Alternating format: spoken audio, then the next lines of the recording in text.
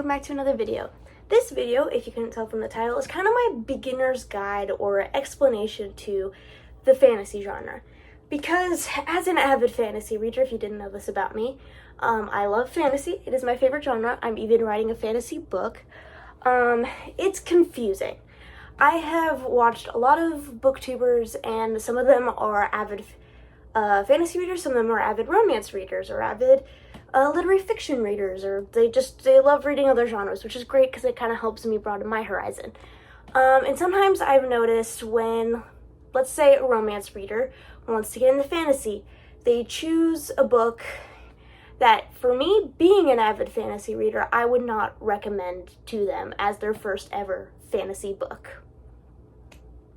So I decided to do like a beginner's guide to fantasy and kind of talk about some of the more popular subgenres of fantasy, and then because there are subgenres, like there are subgenres in romance, like there are subgenres in sci-fi, like there are subgenres in dystopian, there are subgenres in everything, there are subgenres in fantasy.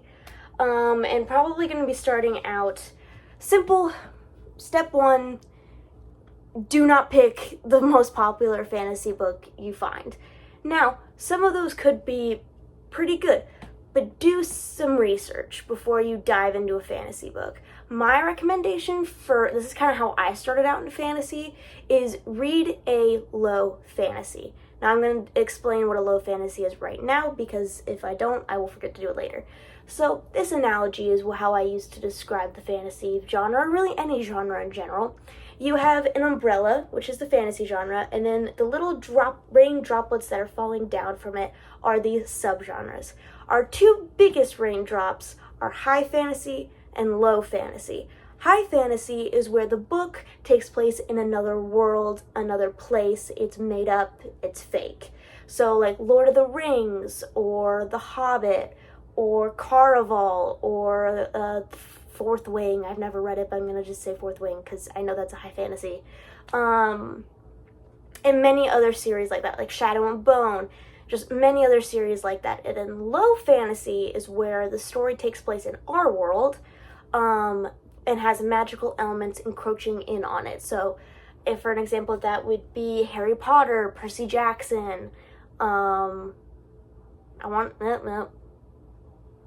a lot more low fantasies, they're just not popping into my head. The Cruel Prince trilogy, those are low fantasies. Now, it doesn't feel that way, but they are, by technicality, and many others. So I actually have my stack of low fantasies right here. Now, I do have all of the Harry Potter books. I was just not going to pull all of them out. And I forgot to grab a Percy Jackson book. We're just going to grab the first one here.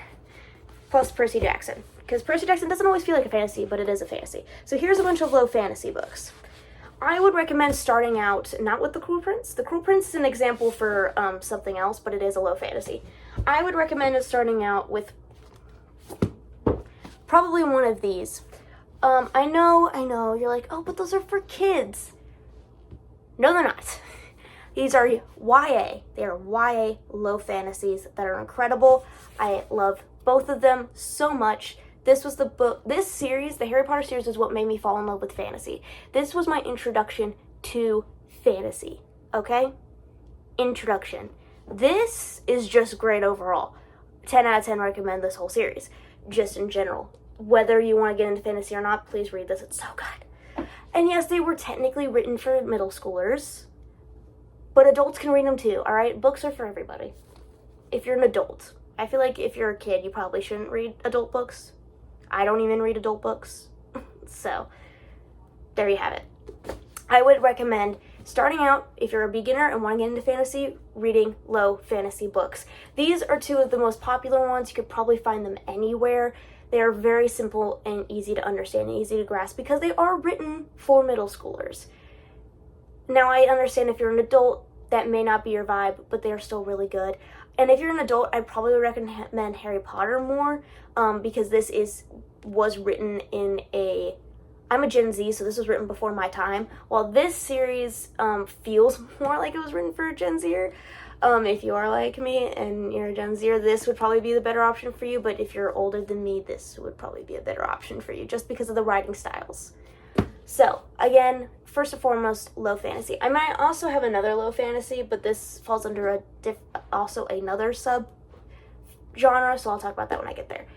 So, that's low fantasy. Now, high fantasy. Actually, I have another low fantasy, but again, falls under another genre. Anyways, high fantasy, I said earlier, not Harry Potter, Hobbit, Lord of the Rings, Shadow and Bone, the Caraval trilogy, all of those. The Shadow and Bone, I've only read the first one. A high fantasy tends to have the more complicated fantasy elements. That's why I don't recommend those first and foremost if you're getting into fantasy. If you have read a decent amount of fantasy and you're like, yeah, but I read a lot of low fantasies, I want to get into high. Really, at that point, you can pick up any high fantasy and you'd be fine. If you've read enough low fantasies and feel like, okay, I feel like I'm ready to move on, read any high fantasy that you're comfortable with reading at that point. For me, I can't even remember what my first high fantasy was probably Narnia. I don't even know if Narnia is a high fantasy or not. Narnia is confusing. It's like half a low fantasy, half a high fantasy. I don't even know where to put that book, that series in whatever genre that is. It's Christian, so I can put it in that genre. But yeah, so high fantasies take place in a different world. An example for Shadow and Bone, it's in the Grishaverse, so it's basically like its own universe is what I love. It's so funny to me. And it has a map. That's how you know it's a high fantasy. Most high fantasies, not all, I wish all, but most have maps of said world in the book. It helps, actually this is a very good reference, because if it's a book where the characters are traveling a lot, and you're like, wait, where are they? Flip over to the map and it'll tell you where they are. This has some very confusing lingo in it, and I'm not even going to try and read these because I'm definitely going to butcher half of it. Not half. I'm definitely going to butcher majority of these words. I butchered them as I was reading them, and I will butcher them if I read them now. So that's how you kind of know that it's, okay, this is going to be a high fantasy if there's a map in it. And I can show you that with all my other high fantasies we have here. Now, I will talk about The Cruel Prince because it does have a map. The Cruel Prince does have a map. But I'll explain that I'll explain that now. It is technically a low fantasy / high fantasy. It falls under the similar category as Narnia, for me. I don't actually know if it's a high or low. I say more low because our main character's human. She's from our world. And she gets taken to the Fae world, the fairy world. And in the book, it explains that the fairy world and the human world, they overlap. So they are connected, and like the Fae affect things, and they like travel to the human world and mess with things. So that's how it makes it a low fantasy, is that they cross over a lot. That's how this is a low fantasy. But it does have a map, obviously, because you spend a majority of your time in this series in Fairy. Elfheim, actually, technically Elfheim. But that's why that one's a little bit confusing. So if I wanted to grab, okay, Caraval's map. Caraval has a map, right? Or am I tripping? Yep, Caraval's map. This is Caraval's map. And then I think Once Upon a Broken Heart too, as well, has a map. Yep, this one has a map too. And then so does Powerless, another high fantasy as well. I'm pretty sure it better have a map. I know it has a map. Yeah. So that's like if you're trying to figure out if a book's a high fantasy or a low fantasy. Cruel Prince kind of is an exception to that. If it has a map, it's most likely a high fantasy. Because if it's based in the real world, you don't really need a map. Now do ya? So yeah, that's kind of my go-to differentiation between high fantasy and low fantasy. So next, we have the ever-confusing fantasy books with a subplot of romance and then romantices, because that can be very confusing for some people. So a prime example of this is the Cruel Prince trilogy is a fantasy with a subplot of romance. It's very evident in the first book. The first book has 0 to like 1%, no, 2% romance in this. The other two, the romance is better. But again, the thing about this series is a lot of people rave about Jude and Cardan. I will rave about Jude and Cardan. They're amazing. I love their romance. It's so cute. I wouldn't even say cute. It's very, I don't even know how to explain their romance. It's so good. But that's not the whole premise of the story. That's what a romantasy is. So an example of that would be the Caraval trilogy by Stephanie Garber. This is a romantasy. Now, the plot of this book, when you open it up and read the plot of it, it doesn't sound like it would be a romantasy. It is. This book, romantasy basically is a romance fantasy. Romance is a part of the main plot of said book. Like for this and Powerless as well, both of these books, the romance of the female main character and the male main characters are heavy focuses of the plot. They are what, I wouldn't really say this one moves the plot along. Well, actually it does. It's what moves the plot along. It adds to the plot. It's a part of the plot. It's a main focus in the book. With The Cruel Prince over here, and I guess really Shadow and Bone too. This is not a romantasy. There's a subplot of romance. Both of these have subplots of romance in them.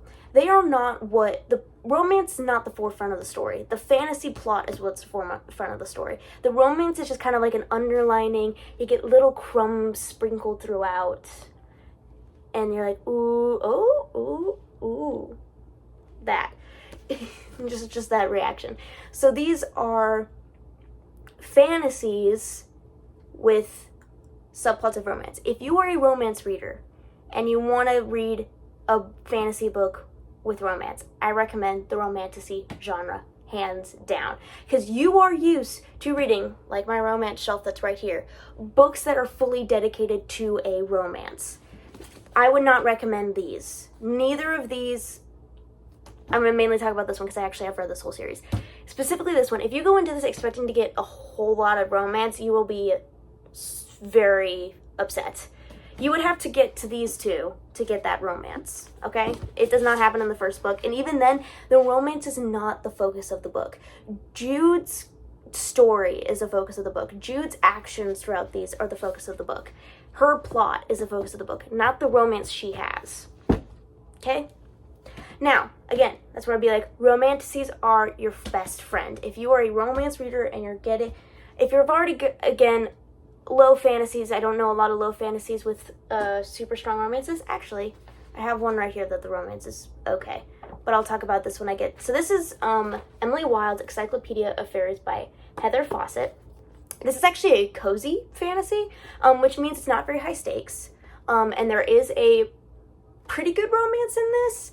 But in the end, I liked this book. That I gave it 3 stars. It was good. It was a good book. The romance in it was cute, and it wasn't.